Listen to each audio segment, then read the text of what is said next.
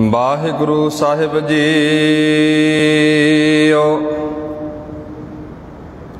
ਬਾਣੀ ਗੁਰੂ ਗੁਰੂ ਹੈ ਬਾਣੀ,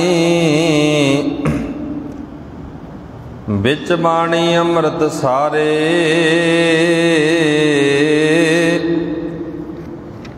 ਗੁਰਬਾਣੀ ਕਹੈ ਸੇਵਕ ਜਨ ਮਾਨੈ,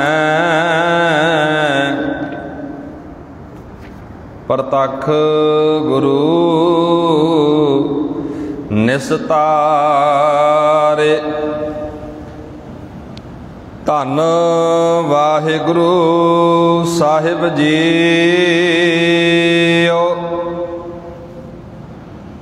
ਗੌੜੀ ਕਬੀਰ ਜੀ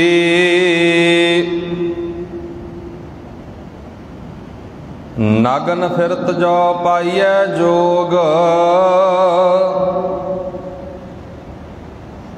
ਬਨ ਕਾ ਮਿਰਗ ਮੁਕਤ ਸਭ ਹੋਗ।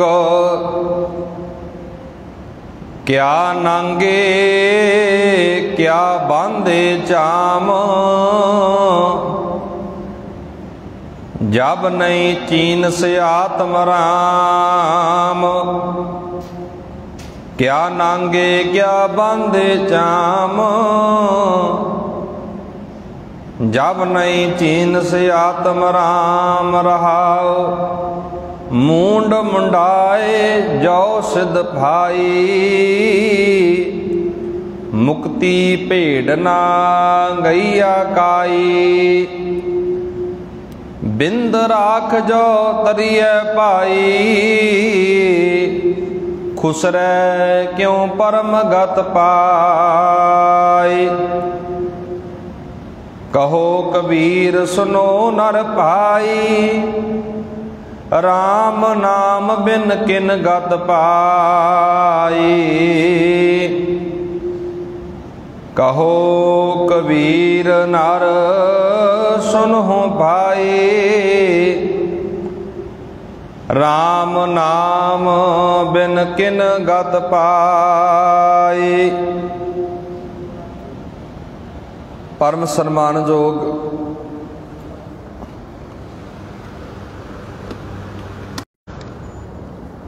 ਜੁਗੋ ਜੁਗ ਅਟਲ ਚਬਰ ਤਖਤ ਦੇ ਮਾਲਕ ਸਾਹਿਬ ਸਤਿਗੁਰੂ ਧੰਨ ਧੰਨ ਸ੍ਰੀ ਗੁਰੂ ਗ੍ਰੰਥ ਸਾਹਿਬ ਜੀ ਮਹਾਰਾਜ, ਤਿੰਨਾਂ ਦੀ ਹਜ਼ੂਰੀ ਅੰਦਰ ਜੁੜ ਮਿਲ ਬੈਠੇ ਅਤ ਸਤਿਕਾਰਯੋਗ ਸਨਮਾਨਯੋਗ ਸਤ ਸੰਗੀ ਜਨੋ, ਆਓ ਲੜੀਵਾਰ ਵਿਚਾਰ ਨਾਲ ਜੁੜੀਏ। ਲੜੀਵਾਰ ਚੱਲ ਰਹੀ ਕਥਾ ਵਿਚਾਰ ਗੌੜੀ ਕਬੀਰ ਜੀ। ਲੜੀਵਾਰ 4 ਨੰਬਰ ਸ਼ਬਦ ਹੈ ਜੀ।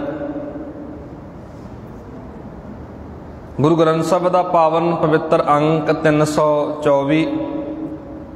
ਆਓ ਗੁਰੂ ਪਿਆਰ ਵਾਲਿਓ, ਬਾਣੀ ਦੀ ਵਿਚਾਰ ਆਰੰਭ ਕਰਨ ਤੋਂ ਪਹਿਲਾਂ ਸਾਰੀ ਸੰਗਤ ਦੋਵੇਂ ਹੱਥ ਜੋੜ ਕੇ ਆਖੋ ਜੀ ਵਾਹਿਗੁਰੂ ਜੀ ਕਾ ਖਾਲਸਾ,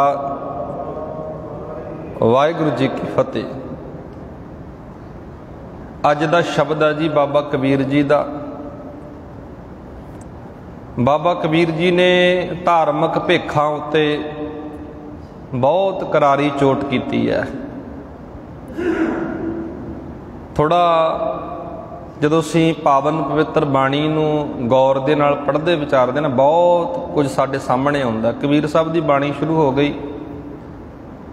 ਗੌੜੀ ਰਾਗ ਦੇ ਅੰਦਰੋਂ, ਵੱਡੇ ਜਿਗਰੇ ਨਾਲ ਇਹਨਾਂ ਦੀ ਵਿਆਖਿਆ ਸੁਣ ਕੇ ਜੀਵਨ ਵਿੱਚ ਲੈ ਕੇ ਆਈਏ। ਇੱਥੇ ਸ਼ਬਦ ਦਾ ਜਿਹੜਾ ਸਮੁੱਚਾ ਭਾਵ ਇਹ ਗੱਲ ਕਹਿ ਰਿਹਾ ਹੈ, ਨੰਗੇ ਰਹਿ ਕੇ ਜੰਗਲਾਂ ਵਿੱਚ ਜਾਣਾ, ਸਿਰ ਮਨਾ ਕੇ ਬਹਿ ਜਾਣਾ, ਬਾਲ ਜਤੀ ਜਾਂ ਇਸ ਤਰ੍ਹਾਂ ਇਤਿਆਦਿਕ ਹੋਰ ਬੜੇ ਕਰਮ ਕੀਤੇ ਜਾਂਦੇ ਨੇ। ਇਹ ਸਾਰਾ ਕਰਮ ਕਰਨ ਦੇ ਨਾਲ ਪਰਮਾਤਮਾ ਨਹੀਂ ਮਿਲਦਾ, ਰੱਬ ਨਹੀਂ ਮਿਲਦਾ। ਹੁਣ ਸਾਡਾ ਆਲਾ ਦੁਆਲਾ ਵੇਖੋ, ਸਾਡੇ ਆਲੇ ਦੁਆਲੇ ਅੰਦਰ ਸਭ ਕੁਝ ਚੱਲਦਾ ਹੈ। ਚੁੱਪ ਰਹਿਣ ਨੂੰ ਭਗਤੀ ਮੰਨਿਆ ਜਾਂਦਾ, ਨੰਗੇ ਰਹਿਣ ਨੂੰ ਭਗਤੀ ਮੰਨਿਆ ਜਾਂਦਾ। ਆਸਾ ਦੀ ਵਾਰ ਤੁਸੀਂ ਪੜ੍ਹੋਗੇ ਨਾ, ਆਸਾ ਦੀ ਵਾਰ ਅੰਦਰ ਗੁਰੂ ਨਾਨਕ ਮਹਾਰਾਜ ਨੇ ਬਹੁਤ ਕੁਝ ਕਲੀਅਰ ਕੀਤਾ ਹੈ। कबीर साहब ने तो गल सिरे दी कीती है बिल्कुल।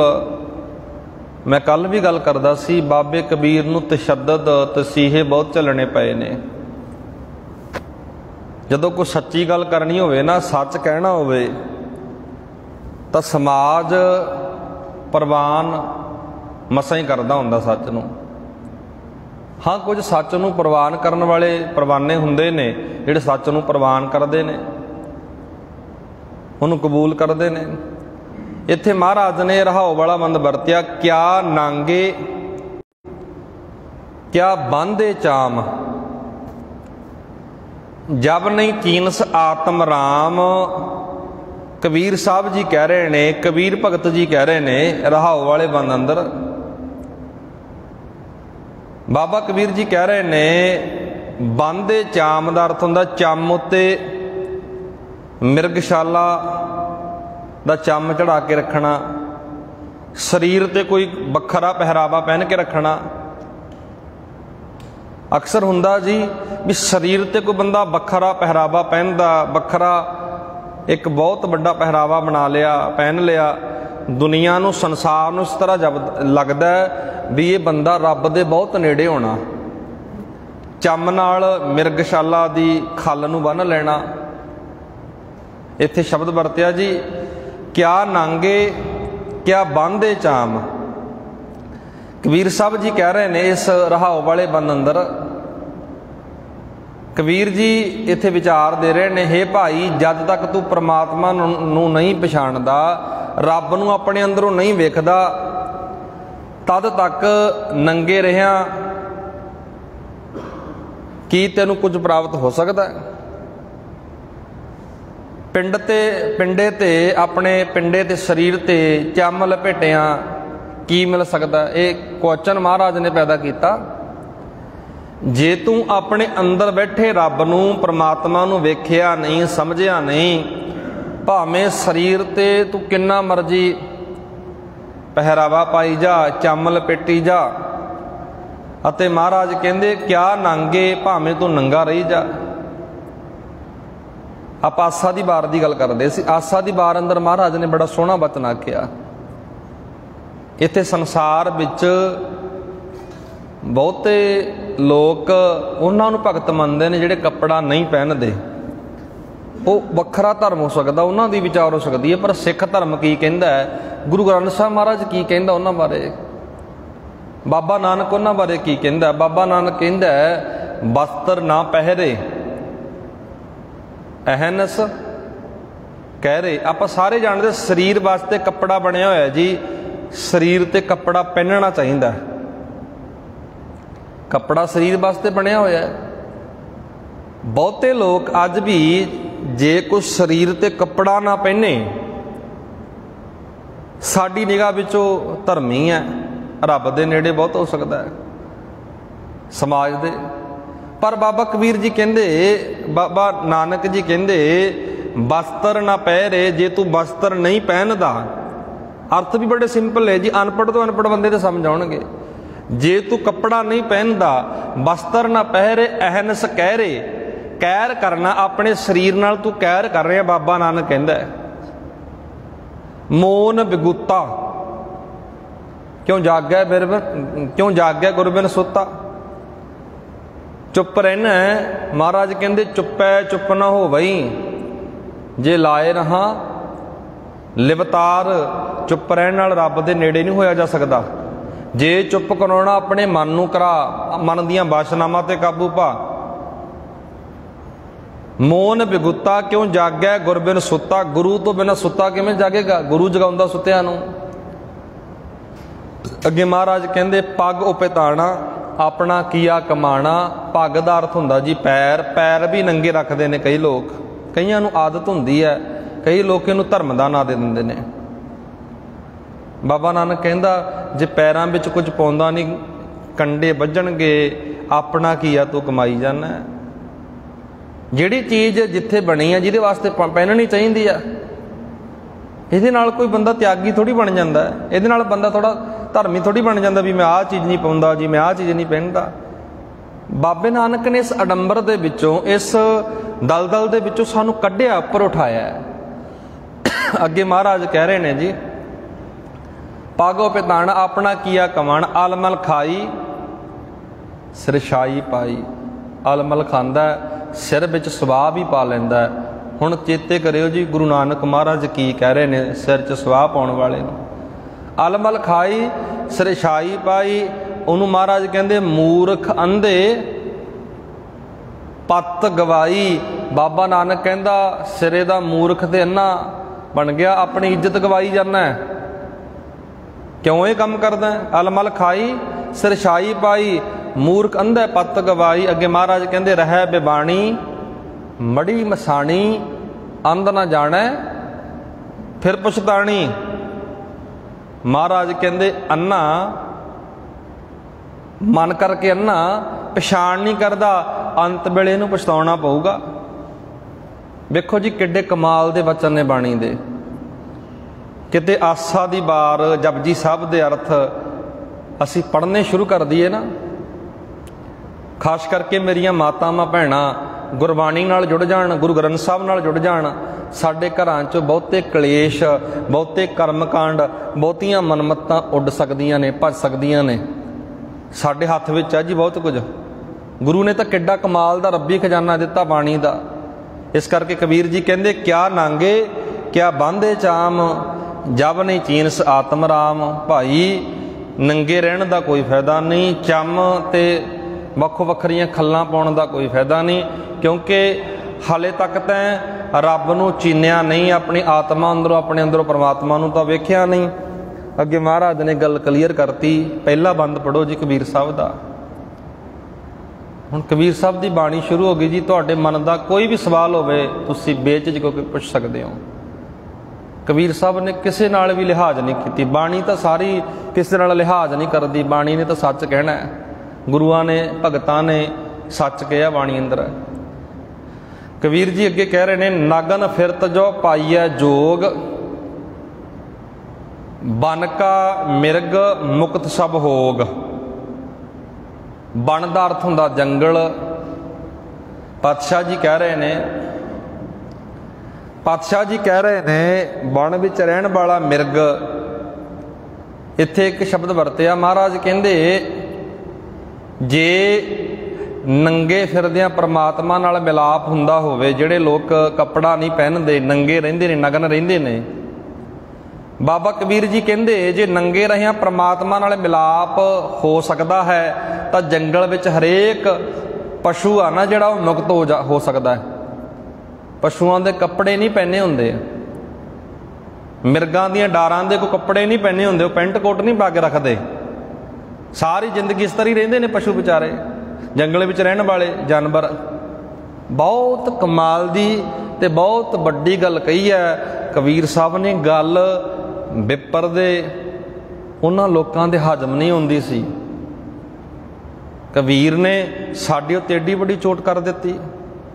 ਇੱਕ ਜੁਲਾਹਿਆਂ ਦੇ ਘਰ ਵਿੱਚ ਪੈਦਾ ਹੋ ਕੇ ਸਾਨੂੰ ਕਬੀਰ ਇੰਨਾ ਕੁਝ ਬੋਲਦਾ ਹੈ। ਕਬੀਰ ਜੀ ਤਾਂ ਇਨਸਾਨੀਅਤ ਨੂੰ ਪਿਆਰ ਕਰਨਾ ਸਿਖਾਉਂਦੇ ਨੇ। ਕਬੀਰ ਜੀ ਤਾਂ ਸਭ ਨੂੰ ਇੱਕੋ ਜਿਹਾ ਮੰਨਦੇ ਨੇ। ਬਾਬਾ ਕਬੀਰ ਜੀ ਕਹਿੰਦੇ ਨਗਨ ਫਿਰਤ ਜੋ ਪਾਈਐ ਜੋਗ। ਜੋਗ ਦਾ ਅਰਥ ਹੁੰਦਾ ਜੀ ਮਿਲਾਪ, ਰੱਬ ਨਾਲ ਮਿਲਾਪ। ਜੇ ਨੰਗੇ ਰਹਿਆਂ ਰੱਬ ਮਿਲਦਾ ਹੁੰਦਾ ਤਾਂ ਜੰਗਲ ਵਿੱਚ ਰਹਿਣ ਵਾਲੇ ਪਸ਼ੂਆਂ ਨੂੰ ਸਭ ਤੋਂ ਪਹਿਲਾਂ ਰੱਬ ਮਿਲਦਾ। ਉਹ ਵਿਚਾਰੇ ਕੱਪੜੇ ਨਹੀਂ ਪਹਿਨਦੇ। ਚੇਤੇ ਕਰਿਓ ਸਾਡੀ ਜਿਹੜੀ ਆਤਮਿਕ ਲੈਵਲ ਹੈ ਕਿੱਥੇ ਖੜ ਗਿਆ, ਸਾਡਾ ਸੰਸਾਰ ਕਿੱਥੇ ਖੜ ਗਿਆ। ਬਾਣੀ ਕਿਹੜਾ ਰਾਹ ਵਿਖਾਉਂਦੀ ਹੈ, ਲੋਕ ਕਿਹੜੇ ਰਾਹ ਤੇ ਤੁਰਦੇ ਨੇ। ਅਸੀਂ ਛੱਡਦੇ ਨਹੀਂ ਖਹਿੜਾ ਜੀ ਕਰਮਕਾਂਡੀ ਲੋਕਾਂ ਦਾ। ਕਰਮਕਾਂਡੀ ਜਾਲ ਵਿੱਚ ਪੈ ਕੇ ਅਸੀਂ ਆਪਣਾ ਸਾਰਾ ਕੁਝ ਲੁਟਾਈ ਜਾਂਦੇ ਹਾਂ। ਬਾਣੀ ਤਾਂ ਬਹੁਤ ਤਿੱਖੇ ਤੀਰ ਮਾਰਦੀ ਹੈ। ਨਗਨ ਫਿਰਤ ਜੋ ਪਾਈਐ ਜੋਗ, ਬਨ ਕਾ ਮਿਰਗ ਮੁਕਤ ਸਭ ਹੋਗ। ਅੱਗੇ ਮਹਾਰਾਜ ਕਹਿੰਦੇ ਅਗਲਾ ਜਿਹੜਾ ਬੰਦਾ ਜੀ 2 ਨੰਬਰ, ਮੂੰਡ ਮੁੰਡਾਇਆ ਜੋ ਸਿਧ ਪਾਈ, ਮੁਕਤੀ ਭੇਡ ਨਾ ਗਈਆ ਕਾਈ। ਮੂੰਡ ਦਾ ਅਰਥ ਹੁੰਦਾ ਜੀ ਸਿਰ। ਕਈ ਲੋਕ ਸਿਰ ਮਨਾਉਂਦੇ ਨੇ। ਸਤਿਗੁਰੂ ਕਬੀਰ ਜੀ ਨੇ ਇੱਕ ਬੜਾ ਪਿਆਰਾ ਫੈਸਲਾ ਦਿੱਤਾ। ਸਤਿਗੁਰੂ ਬਾਬਾ ਕਬੀਰ ਜੀ ਕਹਿ ਰਹੇ ਨੇ जे सिर मुनाया सिद्धि मिल सकती है, जे सिर मनाया कोई बहुत बड़ा भगत बन सकता है, जे सिर मनाया बहुत बड़ा कोई ब्रह्म ज्ञानी बन सकता है। अगे कबीर जी कहते संसार समुंदर तो, ये संसार समुंदर में इस तरह के लोग बहुत ने जी। तो ये की कारण है कि कोई भी भेड़ हुण तक मुक्ति नहीं उन्होंने मिली। देखो कंपैरिजन कित्थे किया महाराज ने। ये भी रौला पाया जाता सी ना भी मूंड मढ़ा के सिर दे बाल कटा के घोन मुन होके इस तरह सानू रब मिलता जी। किसी का धर्म हो सकता, किसी की विचार हो सकती है। कबीर जी इन्हां गल्लां नाल सहमत नहीं हैं। कबीर जी कहते भाई भेड़ नूं भी मुन्निया जाता है, भेड़ दे भी बाल लाए जाते ने। जे मूंड बढ़ाया जौसत पाई, मुक्ति भेड़ ना गईया काई। महाराज कहते भेड़ मुक्त हो जाती कदों दी, जिस तरह मुक्ति मिलती होंगी भेड़ मुक्त हो जाती। अगे महाराज अगला वचन कह रहे हैं जी, बिंद राख जो तरीए भाई, खुसरै क्यों ना परमगत पाई। बिंद राख जो कबीर साहब ने बहुत कमाल का वचन किया। कई लोगों के अंदर बहुत बड़ा भरम हुंदा, बहुत बड़ा भुलेखा हुंदा। वेखो जी फलाने ने विआह नहीं कराया, वो बहुत बड़ा यति सती है। साडे गुरु साहबाना ने, भगत साहबाना ने गृहस्थ जीवन प्रवान किया, गृहस्थ नूं प्रधानता दी है। 10 पातशाहियां दे विचों केवल 8वें पातशाह दे आनंद कारज नहीं होए, क्योंकि छोटी उम्र दे विचों अकाल चरण कर गए सी। 9 पातशाहियां दे आनंद कारज होए ने, परिवारां वाले होए ने, बच्चियां वाले होए ने। क्योंकि ये भी साडे संसार अंदर बहुत बड़ा भुलेखा सी, बहुत बड़ा भरम सी कि महाराज कह रहे ने बिंद राख जो तरीए भाई। कई लोग कहते सी असी विआह नहीं कराउंदे, जे असी विआह करा लिया साडा धर्म भ्रिष्ट हो जाएगा, असी धर्म ही नहीं बन पावांगे। बाबा कबीर जी कहते जिस तरह की गल होंदी, खुसरे क्यों ना परमगत पाई। कित्थे महाराज ने निशाना मारिया, कित्थे महाराज ने चोट की है। कबीर जी इत्थे कह रहे ने, हे भाई जे बाल जती रहिया संसार समुंदर तो तर सकीदा है, खुसरे नूं क्यों ना मुक्ति मिल गई। क्योंकि खुसरा महाराज ने शब्द वरत्या जी इत्थे कबीर साहब ने। अखीर दे विच बाबा कबीर जी कह रहे ने, कहो कबीर सुनो नर भाई, राम नाम बिन किन गत पाई। ओ भाई दुनिया दे लोगों मेरी गल सुनो। बाबा कबीर जी कहंदे तुसी कोई कुछ करदा फिरदा, कोई जंगलों में तुरया फिरदा है, कोई कपड़े त्यागी फिरदा, कोई परिवार त्यागी फिरदा है, कोई संसार त्यागी फिरदा है, कोई पहाड़ों दी कुंदरां में वड़ के बह गया रब दा नाम जपण वास्ते। महाराज कहंदे तरीका नहीं कोई।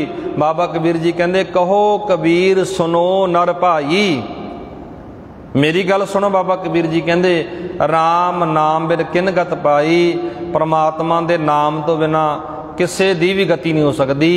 जे गति चाहुंदे आ, जे एक वधिया इंसान बनना चाहुंदे आ, उस मालक दे नाम नूं जिंदगी का आधार बनाइए। दोबारा फिर मैं इस शब्द का जिहड़ा भाव दसन लग्या जी।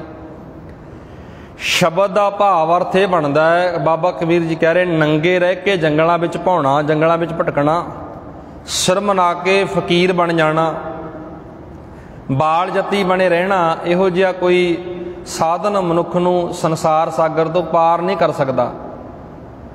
केवल परमात्मा का नाम बेड़ा पार इहनूं ला सकता है। परमात्मा का वाहिगुरू का नाम इहनूं संसार समुंदर तो पार कर सकता है। गुरु प्यारिओ ये लड़ीवार विचार है जी बाबा कबीर जी के शब्द की। 4 नंबर शब्द है। कल दे दीवाना अंदर कबीर जी का 5 नंबर शब्द विचारांगे। संध्या प्रात इशनान कराही, ज्यों पै दादर पानी माही। सारा आप शब्द विचारांगे। गुरु कृपा करे, इन्नी बेनती प्रवान करियो जी। आओ गुरमुखो लड़ीवार इतिहास नाल जुड़ीए। लड़ीवार इतिहासक विचार जी चल रही है। कल आप गल की सी जी जिहड़े गुरु अर्जन साहब दे कोल कच्चे भगत आए ने, कान्हा, पीलू, छज्जू ते शाह हुसैन, जिन्हां दी बाणी दर्ज करन तो महाराज ने इनकार कर दिता सी। ਅੱਗੇ ਜਿਹੜੀ ਵਿਚਾਰ ਚੱਲ ਰਹੀ ਹੈ ਜੀ, ਗੁਰੂ ਗ੍ਰੰਥ ਸਾਹਿਬ ਮਹਾਰਾਜ ਦੀ ਵਿਸ਼ੇਸ਼ਤਾ, ਬਹੁਤ ਵੱਡੀ ਵਿਸ਼ੇਸ਼ਤਾ ਜੀ। ਸਭ ਤੋਂ ਵੱਡੀ ਵਿਸ਼ੇਸ਼ਤਾ ਤਾਂ ਇਹ ਹੈ, ਗੁਰੂ ਗ੍ਰੰਥ ਸਾਹਿਬ ਦੀ ਬਾਣੀ ਇੱਕ ਰੱਬ ਨਾਲ ਜੁੜਦੀ ਹੈ। ਕਰਮ ਕਾਂਡਾਂ ਤੇ ਵਹਿਮਾਂ ਭਰਮਾਂ ਚੋਂ ਕੱਢ ਕੇ ਇੱਕ ਰੱਬ ਦੀ ਉਪਾਸਨਾ, ਇੱਕ ਰੱਬ ਦੀ ਪੂਜਾ ਬਾਰੇ ਮਹਾਰਾਜ ਸਿਖਾਉਂਦੇ ਨੇ। ਜਿਸ ਵਕਤ ਗੁਰੂ ਅਰਜਨ ਸਾਹਿਬ ਮਹਾਰਾਜ ਨੇ ਆਦਬੀੜ ਦਾ ਪ੍ਰਕਾਸ਼ ਕੀਤਾ ਦਰਬਾਰ ਸਾਹਿਬ ਵਿਖੇ, ਗੁਰੂ ਸਾਹਿਬ ਜੀ ਇਸ ਪਾਵਨ ਪਵਿੱਤਰ ਗ੍ਰੰਥ ਦਾ ਸਤਿਕਾਰ ਬਹੁਤ ਕਰਦੇ ਨੇ। ਗੁਰੂ ਅਰਜਨ ਸਾਹਿਬ ਮਹਾਰਾਜ, ਪਿੱਛੇ ਆਪਾਂ ਇੱਕ ਦਿਨ ਗੱਲ ਵਿਚਾਰ ਰਹੇ ਸੀ, ਬਾਬਾ ਬੁੱਢਾ ਜੀ ਨੂੰ ਪਹਿਲੇ ਗ੍ਰੰਥੀ ਥਾਪਿਆ, ਪ੍ਰਕਾਸ਼ ਕੀਤਾ ਗਿਆ, ਪ੍ਰਕਾਸ਼ ਤੋਂ ਬਾਅਦ ਸੁਖਾਸਨ ਕੀਤਾ ਜਾਣਾ। ਮਹਾਰਾਜ ਇਸ ਪਾਵਨ ਪਵਿੱਤਰ ਗ੍ਰੰਥ ਨੂੰ ਸੁਖਾਸਨ ਕਰਕੇ ਜਿੱਥੇ ਵਿਰਾਜਮਾਨ ਕਰਦੇ ਸੀ, ਇੱਕ ਉੱਚੀ ਥਾਂ ਤੇ ਵਿਰਾਜਮਾਨ ਕਰਦੇ ਸੀ। ਗੁਰੂ ਅਰਜਨ ਸਾਹਿਬ ਮਹਾਰਾਜ ਆਪ ਨੀਚੇ ਭੁੰਜੇ ਸੌਂਦੇ ਹੁੰਦੇ, ਮਹਾਰਾਜ ਆਪ ਥੱਲੇ ਸੌਣਾ, ਨੀਚੇ ਸੌਣਾ, ਤੇ ਗੁਰੂ ਗ੍ਰੰਥ ਸਾਹਿਬ ਨੂੰ ਉੱਚੀ ਥਾਂ ਤੇ ਰੱਖਣਾ, ਕਿਉਂਕਿ ਇਸ ਪਾਵਨ ਪਵਿੱਤਰ ਗ੍ਰੰਥ ਵਿੱਚ ਗੁਰੂਆਂ ਦੀ, ਭਗਤਾਂ ਦੀ, ਭੱਟਾਂ ਦੀ ਬਾਣੀ ਦਰਜ ਸੀ। ਐਡਾ ਅਥਾਹ ਪਿਆਰ ਸਤਿਕਾਰ ਗੁਰੂ ਅਰਜਨ ਸਾਹਿਬ ਮਹਾਰਾਜ ਇਸ ਪਾਵਨ ਪਵਿੱਤਰ ਗ੍ਰੰਥ ਨੂੰ ਦਿੰਦੇ ਰਹੇ ਨੇ। ਸਿੱਖਾਂ ਵਿੱਚ ਇਹ ਗੱਲ ਪ੍ਰਚਾਰ ਦੀ ਆਪਾਂ ਗੱਲ ਕਰਾਂਗੇ, ਸਿੱਖਾਂ ਅੰਦਰ ਇਹ ਗੱਲ ਪ੍ਰਚਲਿਤ ਹੋ ਗਈ ਸੀ ਪਹਿਲਾਂ ਗੁਰੂ ਨਾਨਕ ਸਾਹਿਬ ਤੋਂ ਹੀ। ਸਿੱਖੋ, ਤੁਹਾਡਾ ਗੁਰੂ ਸ਼ਬਦ ਹੈ, ਤੁਹਾਡਾ ਗੁਰੂ ਗਿਆਨ ਹੈ। ਜਦੋਂ ਗੁਰੂ ਨਾਨਕ ਪਾਤਸ਼ਾਹ ਜੀ ਸਿੱਧਾਂ ਨਾਲ ਗੋਸ਼ਟੀ ਕਰਦੇ ਨੇ, ਗੁਰੂ ਨਾਨਕ ਮਹਾਰਾਜ ਨੂੰ ਸਵਾਲ ਪੁੱਛਿਆ ਗਿਆ ਸੀ, ਪਾਤਸ਼ਾਹ ਜੀ ਨੂੰ ਸਵਾਲ ਇਹ ਪੁੱਛਿਆ ਗਿਆ, ਪਵਨ ਆਰੰਭ ਸਤਿਗੁਰ ਮਤ ਮੇਲਾ, ਸ਼ਬਦ ਗੁਰੂ ਸੁਰਤ ਧੁਨ ਚੇਲਾ, ਤੁਹਾਡਾ ਗੁਰੂ ਕੌਣ ਹੈ? ਗੁਰੂ ਨਾਨਕ ਮਹਾਰਾਜ ਕਹਿੰਦੇ ਸਾਡਾ ਗੁਰੂ ਸ਼ਬਦ ਹੈ, ਸਾਡਾ ਗੁਰੂ ਗਿਆਨ ਹੈ। ਸ਼ਬਦ ਗੁਰ ਪੀਰਾ ਗਹਿਰ ਗੰਭੀਰਾ, ਬਿਨ ਸ਼ਬਦ ਹੈ ਜਗ ਬੋਰਾਨੰ, ਸ਼ਬਦ ਅਗਵਾਈ ਕਰਦਾ ਹੈ, ਸ਼ਬਦ ਗਿਆਨ ਦਿੰਦਾ ਹੈ। ਗੁਰਬਾਣੀ ਦੇ ਅੱਖਰ, ਗੁਰਬਾਣੀ ਵਿੱਚ ਲਿਖਿਆ ਗਿਆਨ ਸਾਡੇ ਜੀਵਨ ਨੂੰ ਇੱਕ ਮਾਰਗ ਵਿਖਾਉਂਦਾ ਹੈ। ਭਾਈ ਸਾਡਾ ਗੁਰੂ ਸ਼ਬਦ ਹੈ। ਅੱਗੇ ਜਦੋਂ ਅਸੀਂ ਪਾਵਨ ਪਵਿੱਤਰ ਗੁਰੂ ਅਮਰਦਾਸ ਮਹਾਰਾਜ ਦੇ ਬਚਨ ਪੜ੍ਹਦੇ ਹਾਂ, ਜਿਨ ਸ਼ਬਦ ਗੁਰੂ ਸੁਣ ਮੰਨਿਆ, ਜਿਨ੍ਹਾਂ ਨੇ ਗੁਰੂ ਦਾ ਸ਼ਬਦ ਸੁਣ ਕੇ ਮੰਨ ਲਿਆ, ਤਿੰਨ ਮਨ ਧਿਆਇਆ ਹਰ ਸੋਏ। ਮਹਾਰਾਜ ਕਹਿੰਦੇ ਉਹਨਾਂ ਨੇ ਧਿਆ ਲਿਆ, ਸਮਝ ਲਿਆ। ਅੱਗੇ ਮਹਾਰਾਜ ਕਹਿੰਦੇ ਸਤਿਗੁਰ ਨੂੰ ਸਭ ਕੋ ਵੇਖਦਾ। ਬਾਣੀ ਦੇ ਵਚਨ ਨੇ ਜੀ। ਵੈਸੇ ਗੁਰੂ ਨੂੰ ਆਪਾਂ ਸਾਰੇ ਵੇਖਦੇ ਆ ਨਾ, ਕੋਈ ਰੁਮਾਲਾ ਚੁੱਕ ਕੇ ਵੇਖ ਲੈਂਦਾ, ਕੋਈ ਕੁਛ ਤਰੀਕੇ ਨਾਲ ਵੇਖ ਲੈਂਦਾ। ਸਤਿਗੁਰ ਨੂੰ ਸਭ ਕੋ ਵੇਖਦਾ, ਜੇਤਾ ਜਗਤ ਸੰਸਾਰ, ਡਿੱਠੈ ਮੁਕਤ ਨਾ ਹੋਵਈ, ਜਿਚਰ ਸ਼ਬਦ ਨਾ ਕਰੇ ਵਿਚਾਰ। ਬਾਰ-ਬਾਰ ਸ਼ਬਦ ਦੀ ਗੱਲ ਆ ਰਹੀ ਹੈ। ਗੁਰੂ ਪਿਆਰਿਓ, ਗੁਰਦੁਆਰੇ ਵਿੱਚ ਆ ਕੇ ਕਿਹਦੇ ਨਾਲ ਜੁੜਨਾ? ਅਸੀਂ ਸ਼ਬਦ ਨਾਲ ਜੁੜਨਾ, ਗਿਆਨ ਨਾਲ ਜੁੜਨਾ। ਅੱਗੇ ਮਹਾਰਾਜ ਗੁਰੂ ਰਾਮਦਾਸ ਮਹਾਰਾਜ ਕਹਿ ਰਹੇ ਨੇ, ਬਾਣੀ ਗੁਰੂ, ਗੁਰੂ ਹੈ ਬਾਣੀ, ਵਿੱਚ ਬਾਣੀ ਅੰਮ੍ਰਿਤ ਸਾਰੇ, ਗੁਰਬਾਣੀ ਕਹੈ ਸੇਵਕ ਜਨ ਮਾਨੈ, ਪ੍ਰਤੱਖ ਗੁਰੂ ਨਿਸਤਾਰੇ। ਮਹਾਰਾਜ ਨੇ ਇੱਥੇ ਵੀ ਬਾਣੀ ਦੀ ਗੱਲ ਕੀਤੀ। ਭਾਈ ਤੁਹਾਡਾ ਗੁਰੂ ਸ਼ਬਦ ਹੈ, ਤੁਹਾਡਾ ਗੁਰੂ ਬਾਣੀ ਹੈ। ਗੁਰੂ ਗੋਬਿੰਦ ਸਿੰਘ ਮਹਾਰਾਜ ਜਦੋਂ ਜੋਤੀ ਜੋਤ ਸਮਾਉਂਦੇ ਨੇ, ਪਾਤਸ਼ਾਹ ਜੀ ਨੇ ਜਿਹੜੀ ਇਹ ਗੁਰਿਆਈ ਦੀ ਦਿੱਤੀ ਹੈ, ਗੁਰੂ ਗ੍ਰੰਥ ਸਾਹਿਬ ਮਹਾਰਾਜ ਨੂੰ ਸ਼ਖਸੀ ਗੁਰੂ ਦੀ ਜਿਹੜੀ ਪਰੰਪਰਾ ਸੀ ਉਹਨੂੰ ਖਤਮ ਕਰ ਦਿੱਤਾ।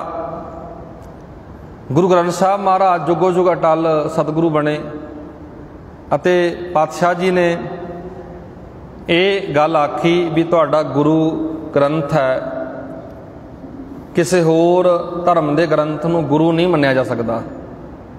ਸਿੱਖੋ, ਸਤਿਕਾਰ ਅਸੀਂ ਸਭ ਦਾ ਕਰਦੇ ਹਾਂ ਜੀ।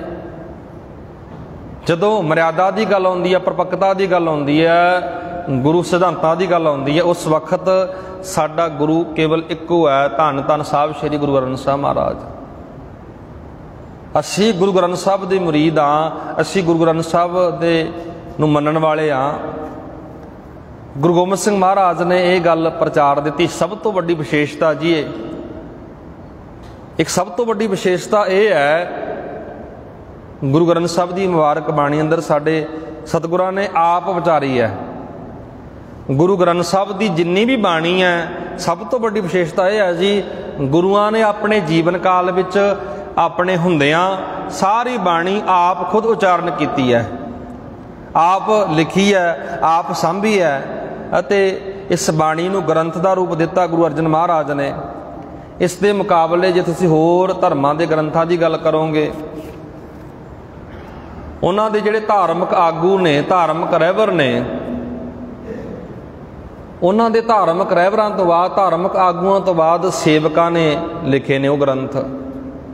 भावें तुसीं किसी भी ग्रंथ की गल कर लो, पर इक्को ग्रंथ है दुनिया के अंदर, संसार अंदर, जो गुरुआं ने आप लिखिया है, धन धन साहिब श्री गुरु ग्रंथ साहिब महाराज।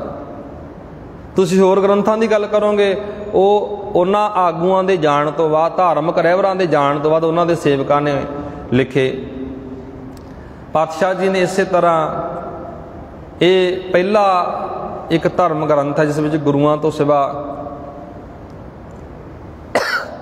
सब तो बड़ी विशेषता जी, ये गुरु ग्रंथ साहब एक पहला ग्रंथ है जिस विच गुरुआं तो सिवाए भगतां दी बाणी, भट्टां दी बाणी मिलती है, जिन्हां नूं लोग बहुत तसीहे दिंदे सी, जिन्हां नूं लोग उच्च अपने आप नूं वड्डे अखवाउण वाले लोग जातां दे आधार ते, बरादरियां दे आधार ते नीवां समझदे सी। गुरुआं ने उन्हां दी बाणी बराबर दर्ज करके एक एकता का सबूत दे दिता, एक बना दिता सानू। ये सब तो बड़ी विशेषतावां ने गुरु ग्रंथ साहब की बाणी विच, साडे गुरुआं दे विच। कल दे दीवानां विच आपां अगे पढ़ांगे, विचारांगे, इन्नी बेनती प्रवान करियो जी। लड़ीवार जिहड़ी विचार चल रही है, बाबा कबीर साहब की बाणी, इकागर चित होके बाणी सुनिया करो, पढ़िया करो। बाणी बड़ा टिका दिंदी है। तुहाडे मन का कोई वलवला, मन का कोई सवाल हो सकता जी, मैं अक्सर बेनती करदा, कोई भी गल बाणी तो बाहर नहीं बोली जाती। ठीक है, असीं कदे सुनी नहीं होनी ਜਾਂ ਉੱਥੇ ਅਸੀਂ तक पहुँचे नहीं होने, सानू कुछ होर कच्चियां पिलियां कहानियां सुना के, इधर उधर दी गल्लां सुना के गुरु तो दूर किया गया। पर बेनती है जी, हत्थ बन के गुरबाणी की व्याख्या बड़े ध्यान नाल सुन के अपने जीवन में लागू करिए। गुरु किरपा करेगा, गुरु रहमत करेगा, असी कर्म कांडां ते वहमां भरमां तो बच के शब्द की टेक लैके जिंदगी सवार सकांगे। बेनती करियो प्रवान, अंत विच फतेह नाल पाओ साझा। जी वाहिगुरू जी का खालसा, वाहिगुरू।